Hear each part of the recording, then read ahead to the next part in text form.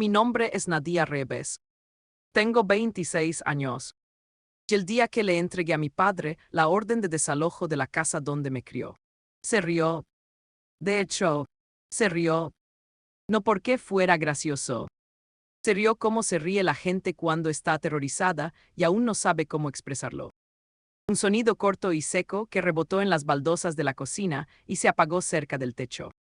Mi madrastra, Diane, estaba detrás de él con los brazos cruzados, sus uñas acrílicas tamborileando contra su codo como un metrónomo que marcaba la cuenta atrás para algo que ella no comprendía que ya había terminado.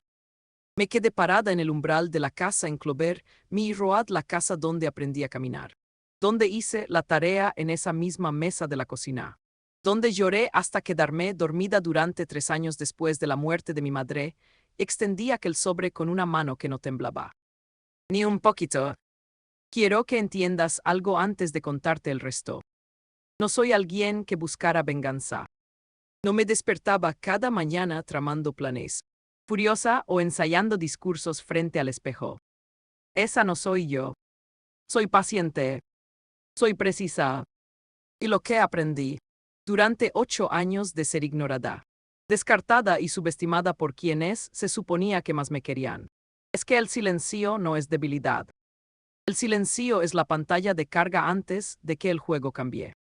Lo que no sabían, lo que ninguno de ellos sabía, era que yo llevaba 2 años planeando este momento. Que el sobre que tenía en la mano no era una amenaza. Era una transacción consumada. Permítanme llevarlos de vuelta al principio. Antes de continuar, ¿desde dónde están viendo esto? Cuéntenlo en los comentarios. ¿En serio? ¿Por qué tengo la sensación de que algunos ya saben de qué va esta historia incluso antes de que la cuente? Algunos se han sentado en una mesa donde prácticamente nadie los veía. Algunos han sonreído a gente que ya estaba juzgando su valor sin siquiera preguntarles su nombre.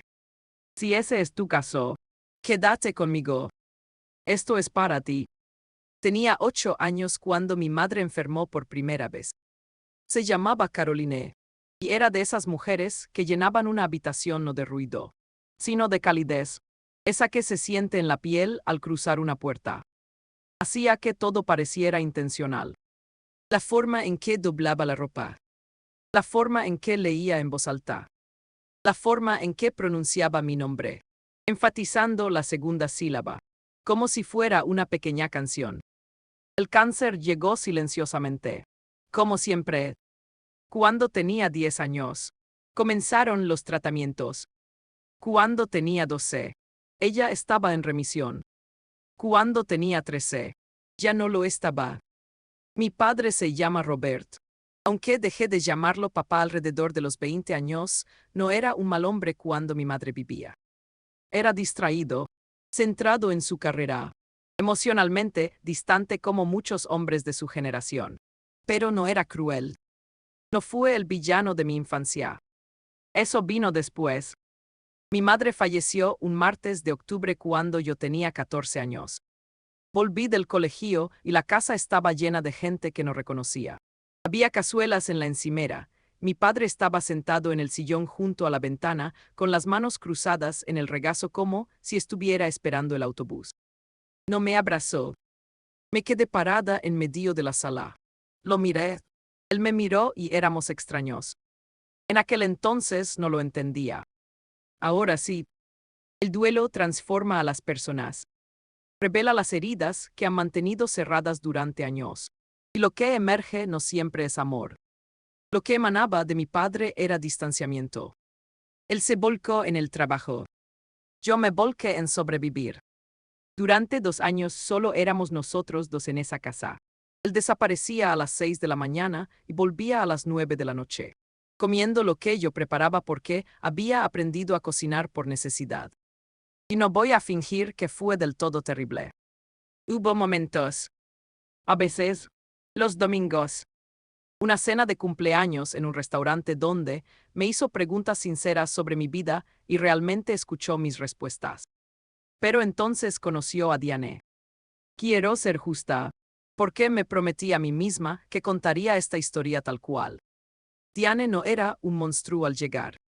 Era una mujer de 41 años con una risa contagiosa. Mechas bonitas y 2 hijos adolescentes, Marcus y Taylor, que usaban los mismos zapatos.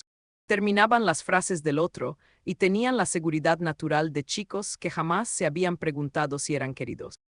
El primer año, Diane lo intentó. Traía cosas, velas, cojines, una opinión sobre cada habitación. Me preguntaba por el colegio con el entusiasmo propio de quien finge interés. Yo tenía 16 años. No me dejé engañar, pero tampoco me mostré hostil. Había aprendido, en algún momento del largo silencio tras la muerte de mi madre, a no necesitar nada de quienes no me lo ofrecían. Lo que no anticipé fue la rapidez con la que se solidificaría esa dinámica. Marcus y Taylor se mudaron a las habitaciones de invitados. Diane se instaló en la habitación de mi padre. Poco a poco, empezó a tomar decisiones en la casa. Cambiaron los pedidos de la compra. Cambiaron los muebles. Quitaron las fotos de mi madre de las paredes. No todas a la vez, sino una a una, como un borrado lento. Noté cada ausencia como quien nota un diente que falta con la lengua. No dije nada. Tenía 17 años cuando volví a casa del colegio y descubrí que Diane había reorganizado el estudio que había sido mío. En la práctica, durante 3 años, ¿dónde estaban mis libros? Mi escritorio, donde había construido lo más parecido que tenía a un mundo privado, convirtiéndolo en una sala de juegos para Marcus y Taylor. Mis cosas estaban en cajas en el pasillo. Me quedé parada frente a esas cajas durante un buen rato. Oí la televisión en la otra habitación. Oí a Diane hablando por teléfono, riéndose de algo.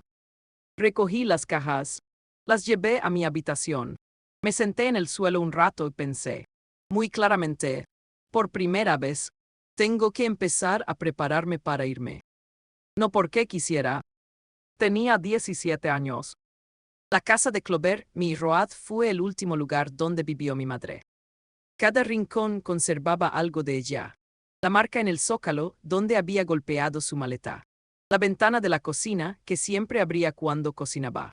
El jardín que había plantado en la parte de atrás, que ahora estaba siendo invadido lentamente por las malas hierbas, ya que nadie lo cuidaba. No quería irme.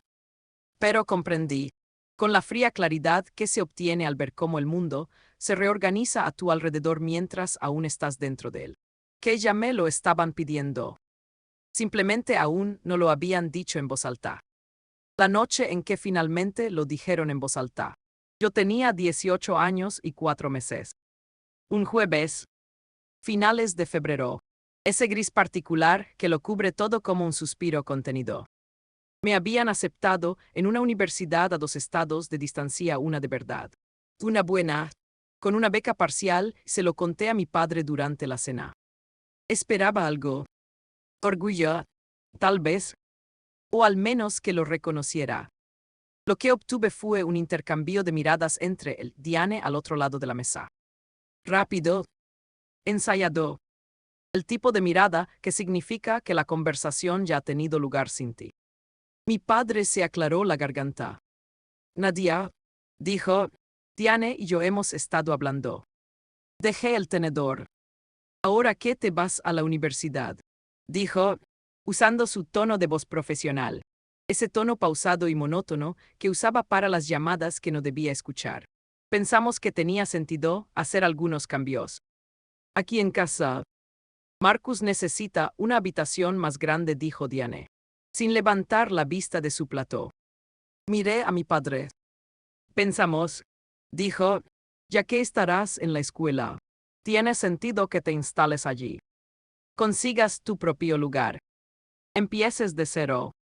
Me quedé muy quieto. Me estás echando, dije.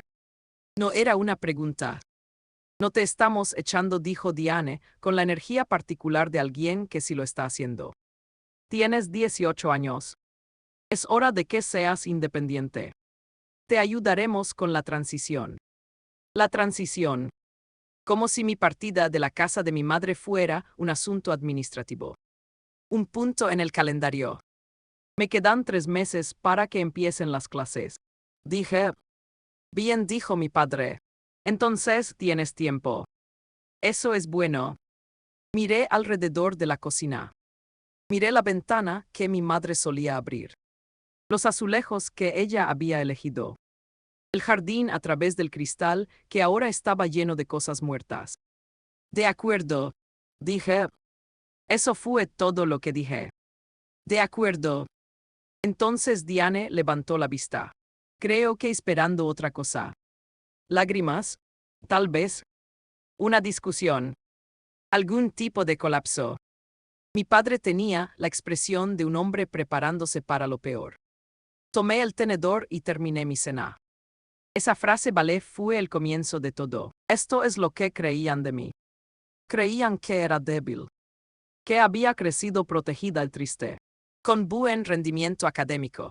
Pero fundamentalmente sin preparación para el mundo real. Diane, en particular, tenía una forma de hablar de mí, con sus amigas por teléfono yo oía más de lo que ella creía. Viviendo en esa casa que me colocaba firmemente en la categoría de difícil. Es tan sensible. Robert hace mucho por ella y nunca parece agradecérselo. Sinceramente, no sé cómo va a sobrevivir sola. Lo que no sabían era que yo había estado sobreviviendo por mi cuenta desde que tenía 14 años. Lo que no sabían era que yo había estado construyendo algo en silencio y de forma metódica desde que tenía 16 años. Déjame contarte sobre el verano en que cumplí 16 años. Mi madre me había dejado una pequeña herencia. No enorme, pero real. Lo suficiente como para que importara. Estaba en un fideicomiso. Inaccesible hasta que cumpliera 18 años. Mi padre lo sabía. Técnicamente, él lo administraba. Lo que no sabía era que mi madre también me había dejado una carta, escondida entre los documentos del fideicomiso, que su abogado me había entregado directamente. La carta decía: Nadia, esto es tuyo. No para emergencias. Para comienzos. Úsalo para construir algo que no puedan quitarte. Leí esa carta tantas veces que el papel se ablandó en los pliegues. Comencé a aprender. Tomé todos los cursos gratuitos que encontré en línea. Contabilidad, conceptos básicos de bienes raíces, fundamentos de derecho contractual. No tenía una vocación natural para las finanzas. Era una chica aficionada a la literatura, una lectora silenciosa, una niña que pasaba los recreos en la biblioteca. Pero la necesidad tiene la costumbre de reorientar tus aptitudes. A los 17 años, entendía el interés compuesto, el depósito en garantía y la diferencia entre el valor tasado y el valor de mercado mejor que la mayoría de los adultos que conocía. A los 18, mientras empacaba cajas, ya tenía un plan que llevaba 12 meses gestándose. El plan giraba en torno a un hecho. La casa de mi padre, la casa de mi madre iba a salir al mercado. No lo sabía con certeza, pero conocía a mi padre. Conocía a Diane. Y sabía que la casa en Clover Mill Road era una casa colonial de 4 habitaciones en un vecindario que se había revalorizado durante 6 años seguidos. Que Marcus iba a empezar la universidad en otoño. Que Taylor quería mudarse a la costa oeste. Que Diane llevaba casi un año haciendo comentarios sobre reducir el tamaño de su vivienda, por fin viajar. Las piezas estaban ahí. Solo tenía que esperar a que cayeran. Me mudé a un pequeño apartamento cerca del campus. Una habitación, 3er piso, un radiador que resonaba toda la noche como si alguien llamara a la puerta. Lo amueblé con lo que saqué de mi antigua habitación y algunas cosas de una tienda de segunda mano. Me gustaba. Era mío. Me matriculé en la escuela. Trabajaba a tiempo parcial. No llamaba mucho a casa. Y cuando lo hacía, las conversaciones eran breves y cordiales. Es decir, eran actuaciones en las que ambos nos sentíamos cómodos. Y esperé. La fianza se desbloqueó el día de mi 18º cumpleaños, tal como se había prometido. Esa noche, sentada en mi apartamento con mi portátil y la carta de mi madre, me quedé mirando el número en la pantalla durante un buen rato. Entonces llamé a un abogado especializado en bienes raíces. Esta es la parte en la que necesito que entiendas algo sobre el silencio. Existe un tipo de silencio que surge de no tener nada que decir.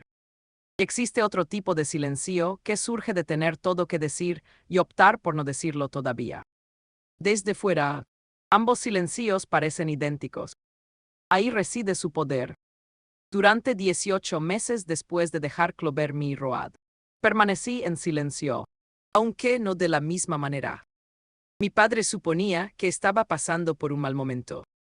Diane suponía que estaba desorientada, como siempre había predicho. Recibía mensajes de texto ocasionales como estás, que no eran tanto preguntas como consultas para confirmar una sospecha.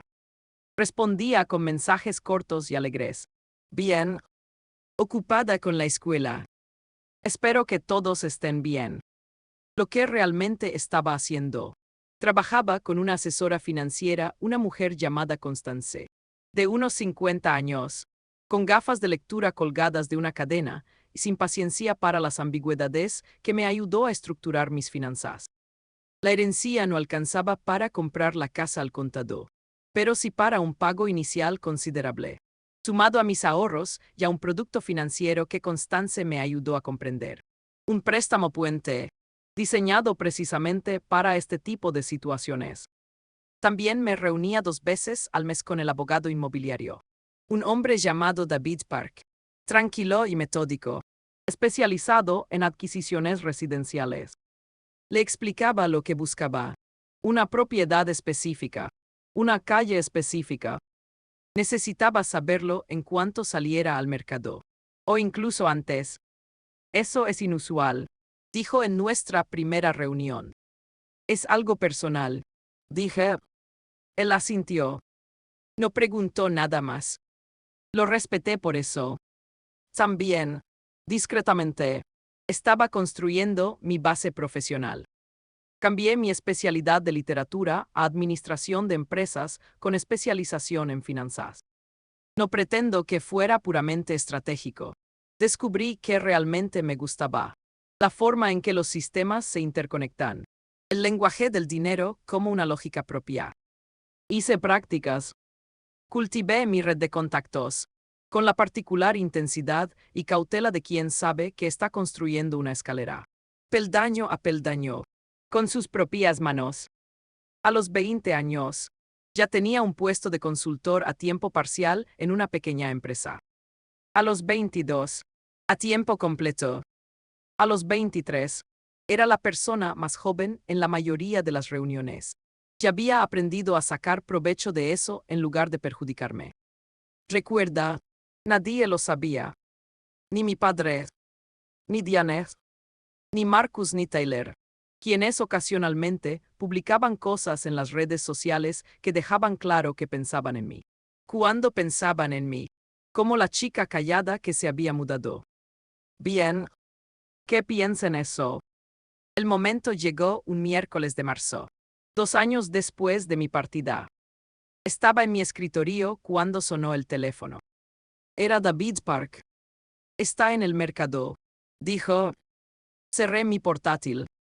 Me quedé muy quieto un momento. Fuera de la ventana de mi oficina, la ciudad hacía lo que hacen las ciudades. Moverse, indiferente, inmensa. Cuéntamelo todo, dije. Esto es lo que no esperaba. ¿Cómo me sentiría al ver el anuncio? David me envió el enlace. Lo abrí y ahí estaba.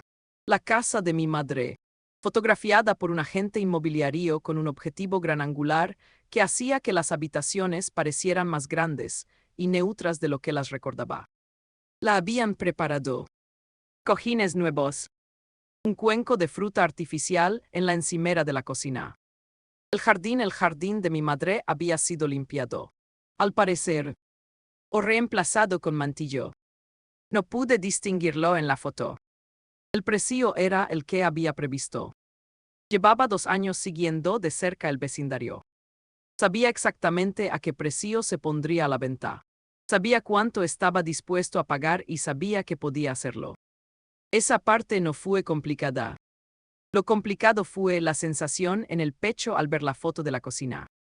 La ventana sobre el fregadero. En la foto se veía que habían cambiado los herrajes. Un grifo nuevo, de níquel cepillado. de esos que se venden en las grandes superficies.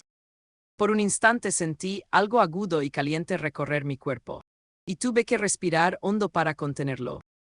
Entonces le envié un mensaje a David. Mudémonos. El proceso de licitación duró 3 semanas.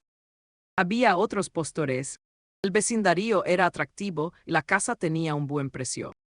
David me guió en cada ronda. Al principio no fui el mejor postor. Luego lo fui. Los vendedores, mi padre y Diane, cuyos nombres veía en todos los documentos, por los que ella no sentía nada en particular, aceptaron. No asistí a la inspección. Envié a David. No asistí a la visita guiada. No me hice notar de ninguna manera durante toda la transacción. Para mi padre y Diane, el comprador era una sociedad holding, una que yo había constituido 18 meses antes precisamente para este fin. Su nombre era Croldings, que significaba Clover Road. Suficientemente cerca. El cierre de la operación tuvo lugar un viernes. Me senté en la oficina de David, vestido con un buen traje, y firmé los documentos que transferían la escritura de la casa en Clover Road a mi posesión. Luego le estreché la mano a David. Me quedé solo en su sala de conferencias durante unos minutos mientras él salía. Había comprado la casa de mi madre. Había comprado la casa donde crecí. Había comprado la casa que me pidieron que abandonara sin contemplaciones cuando tenía 18 años y estaba a 3 meses de comenzar una nueva vida. Me senté en silencio. Pensé en mi madre y me permití sentirlo. No el triunfo, todavía no, sino el dolor que subyacía. El dolor original, el que había dado inicio a toda esta larga cadena de acontecimientos. Entonces me arreglé la chaqueta y empecé a planear la siguiente parte. Les di 60 días. Ese es el aviso estándar. No fui cruel al respecto. Le pedí a David que lo redactara correctamente, de forma legal y precisa, con toda la información necesaria sobre el arrendamiento, la transición y los plazos. Fue profesional y claro. Lo envió un lunes. Yo conduje a casa ese jueves. No porque tuviera que estar allí. Porque quería verlo. Seamos sinceros. He reflexionado mucho sobre ello. ¿Cuáles fueron mis motivaciones en aquel momento? Si fue por venganza. Si la chica que mi madre crió se reconocería en lo que estaba haciendo. Creo que sí. No porque fuera fácil, sino porque era la verdad. La casa de Clover Road pertenecía a mi madre. Representaba sus decisiones, sus ahorros, sus 42 años de una vida vivida con propósito. Cuando murió, debería haber seguido siendo un lugar suyo. Pero durante 7 años, la habían vaciado sistemáticamente de su presencia. Sus cuadros fueron retirados. Su jardín quedó abandonado. Su hija se marchó. No venía a castigar a nadie. Venía a recuperar lo que era nuestro. Son cosas diferentes. Se sienten diferentes en el cuerpo. Llegué en mi coche uno práctico. Nada ostentoso, aunque a esas alturas ya me habría merecido algo más llamativo, y me senté un momento a contemplar la casa. La luz invernal creaba un efecto especial en las ventanas delanteras, haciéndolas parecer espejos que reflejaban el pálido cielo. Entonces fui a la puerta y llamé. Diane respondió. Tenía el aspecto de alguien que había estado enferma. No físicamente, o no solo físicamente, sino también estructuralmente, como la gente cuando se le arrebata la certeza sobre la que ha construido su vida. Había perdido peso. Sostenía una taza con ambas manos como si fuera a salir volando. Ella me miró. La miré. Nadia, dijo ella. Hola. Diane, sus ojos se dirigieron al coche que estaba detrás de mí. Luego volvieron a mi cara. Haciendo un cálculo. ¿Qué estás? Se detuvo. Tu padre no está en casa, no hay problema, dije. En realidad quería ver la casa. La casa, soy el propietario, dije simplemente. Pensé que debía presentarme formalmente. Croldings. Ese soy yo. El silencio que siguió fue uno de los mejores silencios de mi vida. La vi comprenderlo. No de golpe, sino por etapas. Como un amanecer lento. Like. La oferta que ella, mi padre habían aceptado sin conocer al comprador. El cierre al que asistieron, donde un representante firmó en nombre de la entidad. La entidad que era su hija. Su hija a la que le pidieron que se fuera cuando cumplió 18 años. Su hija que, en los 8 años transcurridos, había comprado silenciosa y metódicamente el terreno que pisaban. La taza tembló. Solo un poco. Eso no es, empezó a decir. Es completamente legal, dije. David Park es mi abogado. Puedes llamarlo. Aquí tienes su tarjeta. La había traído precisamente para esto. La extendí. Ella no lo tomó. ¿Puedo pasar? Pregunté. Ella retrocedió. Creo que no fue intencional. Fue el mismo reflejo que uno tiene cuando alguien se acerca con seguridad. Ella retrocedió y yo avancé. Y me encontré en el vestíbulo de la casa de mi madre. Las paredes eran de otro color ahora. Los suelos seguían igual. Miré el lugar en la pared cerca de la escalera donde solía colgar el cuadro de mi madre, una acuarela que ella misma había pintado. De tonos azules y verdes pálidos. El tipo de pintura que no es técnicamente excelente pero que es completamente auténtica y ahora era un espejo decorativo. Respiré. Quiero ser claro, dije, sin dejar de mirar la pared sobre las condiciones. 60 días es el preaviso habitual. No te estoy pidiendo que te vayas mañana. Quiero que esto se gestione correctamente. Nadia. La voz de Diane había cambiado. Algo se había colado en ella. No era exactamente miedo, pero sí algo parecido. Tu padre te conoce. Pronto lo sabrá, dije. Me giré para mirarla. La carta fue enviada a ambos. Él recibió una copia. Se sentó en el primer escalón. Nunca la había visto sentarse en unas escaleras. Diane siempre estaba impecable, colocada con cuidado en las sillas, apoyada en las encimeras en ángulos específicos. Esto era diferente. Era alguien cuyo cuerpo había dejado de responder a esas actitudes. Miré alrededor del vestíbulo. Podía ver la cocina, la ventana sobre el fregadero, los herrajes de níquel cepillado. Podía ver a través de ella la sala de estar, la parte trasera del sofá. El jardín, dije. Está atrás. Lo plantó mi madre. Nadia, y voy a restaurarlo. Dije. Ya he hablado con un paisajista. Entonces oí que la puerta principal se abría detrás de mí. Mi padre llegaba temprano a casa, o en el momento justo, según cómo se mire. Llevaba puesto el abrigo.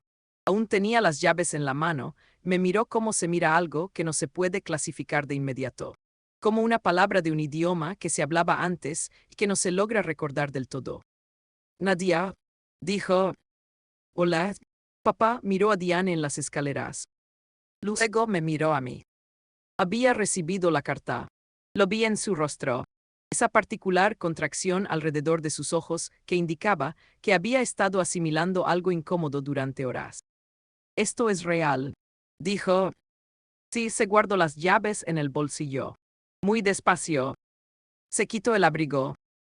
Lo colgó en el gancho junto a la puerta, el mismo gancho de siempre. De hierro negro, con forma de ramita, y luego se quedó allí de pie con las manos a los costados. La empresa, dijo. Croldings. Eras tú, ese era yo, un largo silencio. La casa emitía sus propios sonidos a nuestro alrededor. El refrigerador. Algún murmullo lejano. ¿Cómo? Dijo. Mamá me dejó dinero, dije. Lo invertí. Le presté atención. Trabajé duro. Una pausa. Recibí ayuda de buena gente. Y tuve mucho tiempo. Me miró fijamente durante un buen rato. Yo le devolví la mirada. Allí, de pie, no sentía rabia. Quiero ser precisa. ¿Por qué creo que la gente espera ira en historias como la mía? Y entiendo por qué. Pero lo que sentí, allí de pie en el vestíbulo, en la casa donde mi madre vivió, murió y dejó un legado. No fue rabia. Era claridad. La sensación específica y limpia de algo resuelto. Nos están desalojando, dijo.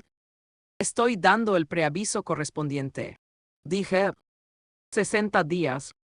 Ese es el plazo legal. Siempre he actuado correctamente, emitió un sonido. No exactamente la risa de antes. Ese sonido de terror. Algo más complejo.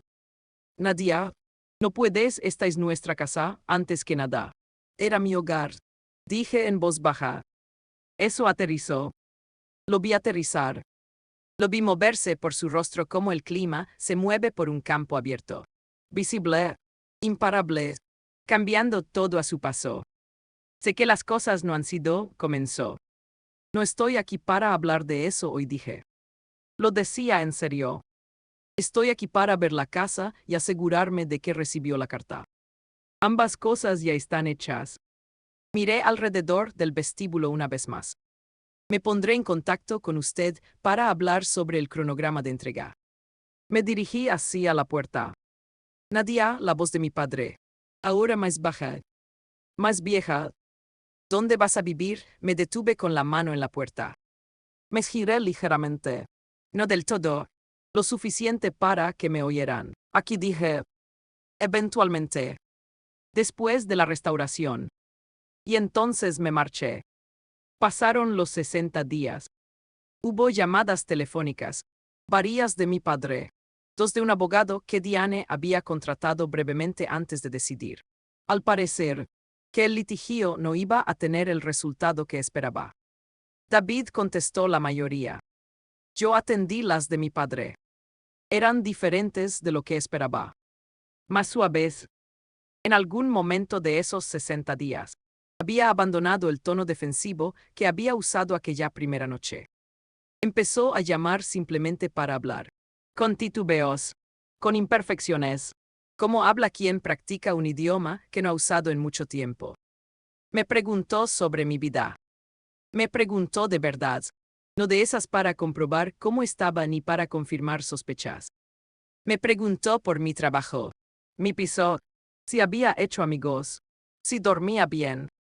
Pronunció el nombre de mi madre en voz alta. Algo que creo que no había hecho en mi presencia en años. Dijo, ella habría estado orgullosa de ti. Lo dijo con naturalidad, sin dramatismos, que era la única forma en que podía haberlo entendido. No lo perdoné en esas llamadas. Quiero dejarlo claro. El perdón no es un acto aislado. Es un proceso largo. Y yo apenas estaba comenzando. Pero escuché. Y he aprendido que escuchar es un trabajo en sí mismo. Requiere más de uno que hablar. Marcus y Taylor encontraron apartamentos. Diane encontró un condominio en un complejo cerca de la autopista. De esos que tienen gimnasio y una pequeña piscina. Mi padre, finalmente, encontró un apartamento de 2 habitaciones cerca de su oficina. Me dijo que había guardado algunas cosas. Fotos, algunos muebles. Preguntó si podía quedarse con el gancho de hierro que estaba junto a la puerta. Dije que podía. Algunas cosas son para que la gente las conserve. Otras cosas son para devolverlas a su lugar. La restauración duró 4 meses. Primero trabajé con el paisajista en el jardín de mi madre. Ella lo había plantado durante más de una década, cuidándolo con la paciencia de quien entiende que ciertas cosas bellas no se pueden apresurar. Gran parte había desaparecido, pero la esencia seguía ahí. El borde de piedra, la distribución, los rosales que habían crecido sin control pero que aún seguían vivos. Lo restauramos. No a la perfección. No como era antes. Pero ¿cómo podría ser ahora? Pinté las paredes de la cocina del color que mi madre había elegido. Un blanco cálido, casi crema, al que ella llamaba primera luz. Encontré el color en una foto antigua. La tienda de pinturas me lo preparó. Quité el espejo decorativo de la pared cerca de la escalera. El gancho seguía ahí. Debajo, no se habían molestado en quitarlo. Mandé a hacer un marco para una reproducción de la acuarela de mi madre. Su hermana tenía el original. Lo había guardado a buen recaudo todos estos años. Lo había fotografiado en alta resolución y me lo había enviado sin preguntar por qué. Ella sabía por qué. Lo volví a colgar en el lugar donde siempre había estado. El día que me mudé fue un sábado de septiembre, cálido pero con el comienzo del otoño en el aire. Esa cualidad particular de la luz de septiembre que es diferente a todas las demás luces. Más tenue y dorada, como si el mundo estuviera iluminado desde un ángulo diferente. Llevé mis cosas por la puerta principal. Mis cosas, que eran modestas, pero mías, las dejé en medio de la sala y me quedé allí, en la casa de mi madre, que ahora era mi casa, que siempre había sido mi casa en lo que de verdad importa. Y miré el cuadro de la pared y me dejé llevar por sus emociones. El dolor, la satisfacción, el extraño y particular amor por un edificio, por un lugar, por las 4 paredes que guardaban el recuerdo de alguien. Me senté en el suelo un rato. No hice nada productivo. Simplemente me quedé allí, bajo la luz de la tarde, en mi casa. Quienes han escuchado esta historia a retazos, amigos, colegas, personas de mi confianza, suelen hacerme la misma pregunta. ¿Valió la pena? El resultado justificó los años invertidos. Lo volvería a hacer. Esto es lo que les digo. La casa no era lo importante. Sé que suena extraño, considerando todo. Pero la casa era un medio, no un destino. Lo que realmente buscaba era algo mucho más difícil de definir. La restauración de mi propia geografía interior. La prueba, para mí misma, de que ser subestimada no es un veredicto. Eso es lo que nadie en esta historia entendió. Mi padre, que pensaba que me iría en silencio, que lucharía visiblemente, que finalmente regresaría con las manos extendidas. Diane, que pensaba que la confianza debía ser ruidosa para ser real.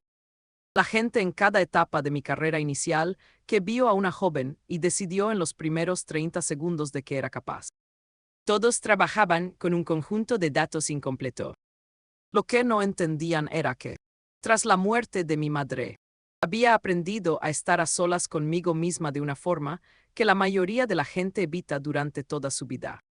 Había aprendido que aquello a lo que temen la pérdida, el rechazo, el ser excluidos es superable. Más que superable, es esclarecedor. Cuando pierdes todo lo que te dieron, descubres con gran precisión lo que puedes construir por ti misma. Mi madre lo sabía. Creo que por eso escribió lo que escribió. Para usarlo como base para construir algo que no pudieran arrebatar. No hablaba de propiedad. Hablaba de la inviolabilidad específica de un ser que ha sido puesto a prueba y no se ha quebrado. Ya lo tengo. La primavera pasada, mi padre vino a casa por primera vez desde que me mudé. Yo lo había invitado. Quiero dejar eso claro. Era un domingo a finales de abril, cuando el jardín hacía lo que suelen hacer los jardines a finales de abril. Volver con esa particular determinación. Primero los narcisos, luego los eléboros, y después las rosas comenzando a desplegarse lentamente. Se quedó de pie junto a la puerta trasera, mirando el jardín durante un buen rato. Tenía tulipanes, dijo finalmente. En el rincón más alejado. Lo sé, dije. Los voy a poner el próximo otoño. Él asintió. Siguió mirando. Lo siento, dijo. Eso es todo. Sin preámbulos, sin matices, sin estructura. Lo siento. De verdad, lo siento. Me quedé de pie a su lado y miré el jardín. Lo sé, dije. Nos quedamos allí un rato más. Y luego le pregunté si quería café. Dijo que sí. Y entramos. Lo preparé en la cocina, en la encimera debajo de la ventana que mi madre solía abrir.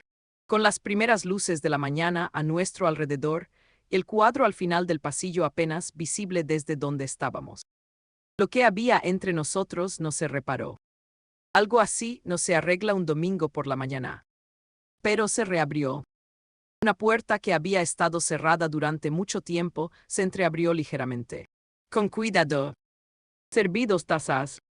Le entregué uno. Nos quedamos junto a la ventana y observamos lo que estaba creciendo.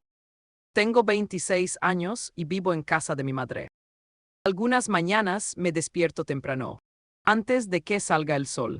Me acuesto en la oscuridad, pienso en la versión de mí misma que tenía 18 años, empacando cajas en mi habitación, escuchando la televisión en la habitación de al lado, decidiendo, en silencio, no derrumbarme. Pienso en cómo esa chica no tenía ni idea de lo que estaba empezando. Solo sabía que necesitaba empezar. Quiero decirles algo a quienes aún estén viendo esto. ¿Por qué si han llegado hasta aquí? Hay una razón. Tal vez seas tú quien ha sido ignorado. Tal vez te han dicho, de mil maneras sutiles, que tu potencial tiene un límite. Tal vez alguien que se suponía que te apoyaba te ha dado la espalda. Tal vez estés en un vestíbulo, metafórica o literalmente, viendo cómo alguien reorganiza tu vida sin pedirte permiso. Esto es lo que aprendí. No necesitas su permiso para construir. No necesitas su atención. No necesitas anunciarte. No necesitas discutir, explicar, justificar ni demostrar tu competencia ante personas que ya han decidido ignorarla. Necesitas tiempo. Necesitas ser honesto sobre lo que tienes y lo que te falta. Necesitas al menos a una persona que te ayude a ver con claridad. Una Constance, un David Park, alguien que haga las preguntas adecuadas. Y necesitas la disposición para ser paciente con una meta ambiciosa, que requiere tiempo y que es completamente tuya. El silencio no es algo insignificante. El silencio es donde se realiza el trabajo. Y el trabajo, el verdadero trabajo, es siempre el mismo. Convertirse en alguien a quien incluso las personas que antes te ignoraban no pueden evitar ver cuando te miran ahora. No gané porque quisiera vengarme. Gané porque nunca dejé de construir, incluso cuando nadie me veía. Sobre todo entonces. Me llamo Nadia Reves. Tengo 26 años. Vivo en casa de mi madre. Y el día que le entregué a mi padre la orden de desalojo de la casa donde me crió, se rió. Ya no se ríe de ello.